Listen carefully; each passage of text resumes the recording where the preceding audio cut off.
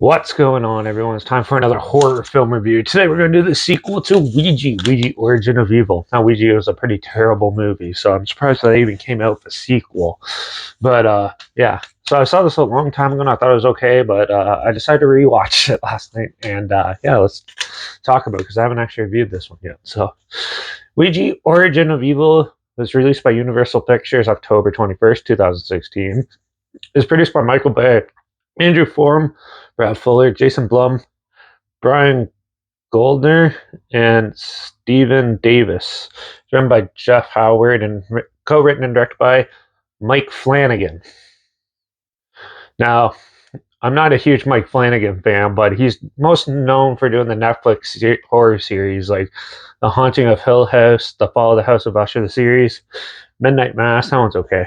The Haunting of Bly Manor. The rest of them are all shit. So, yeah, I'm not a huge fan of his work. So, but this had a box office earnings of only $81.7 million. So it didn't do too well at the box office. Like it made money, but not a substantial amount or anything like that.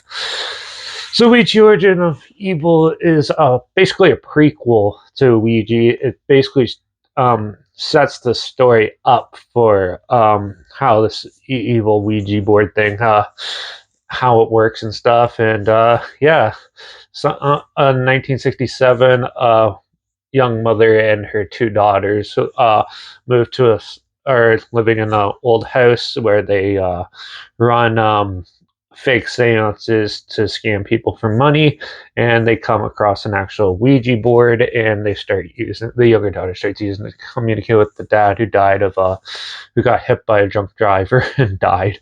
So she tries to communicate with her dad to keep her comfortable, and she ends up actually inviting in a dark spirit, which ends up possessing her. And the family is distraught and doesn't know what to do with what's going on. They turn to the local priest to try to help, and all hell breaks loose. Yeah. So this film has a pretty decent setup in that. It does have this is a rare case where a sequel is actually somewhat better than the original. It's still not that good, but yeah, it is better than the first one.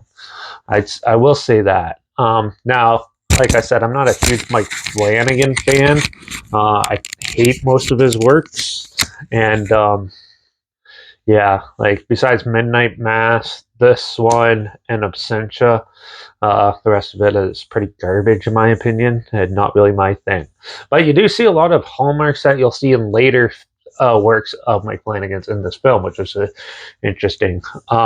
So, overall, the whole story is actually not that bad. It does now. I'm not a believer in the Ouija board and stuff. I have one, broken every rule, and nothing's happened. And I'm really disappointed by that. But with the way this one goes, it's kind of really cheesy, and it's your typical teen horror film. It does have some amusing looking evil spirits and stuff, but you'll see the glowing dark blackish people in like the Haunting of Bly Manor and stuff in that show that he's done, and you sort of see reoccurring themes that he does, which you'll see in this film. And yeah, there is some good little spooky scenes and stuff like that. I did think the cinematography was a little odd though. Like some scenes were really brightly lit, and the other was like it was it was dark enough, but it was like fakely lit. It didn't really make it believable in that, which makes like some of the scenes look somewhat cartoony and stuff, which I thought was odd. The acting is okay in this, and overall, I thought the special effects were okay. It's by no means great. It's not The Conjuring, fantastic or anything like that, but for what it is, it's better than the first one, and it does have a bleak ending, which I like because I'm sick and tired of all these happy endings in horror films. So, yeah, I thought it was an okay movie, but it's still not really my thing, and Mike Flanagan's not really my thing. So, I'm gonna give Ouija Origin of Evil a 2.5 out of 5. Probably the highest rating I ever gave a Mike Flanagan film. But yeah, but Yeah, but if you want to check it out, it is on Tubi. I'll link the whole film down below, so you can check it out for free down below if you haven't seen it yet. I think it's on the American Netflix too, still. But yeah. So you can check it out there. But also make sure you check out my Instagram. That's where I always post clips of films and review in the future. All my stories, the film, hashtag something on film, and hashtag Siri, wherever it. Also my Letterbox down below, Derek P reviews. That's where I post my first starting. We have to watch the films. And my Twitch down below, reviews underscore Derek. So follow me on those platforms. Stay in loop with this channel. Like this video, share some of my people wherever. Comment your opinions of the film down below if you have any. If you have any films or film franchises in any genre and on any streaming service, comment them down below too. Let me know down there.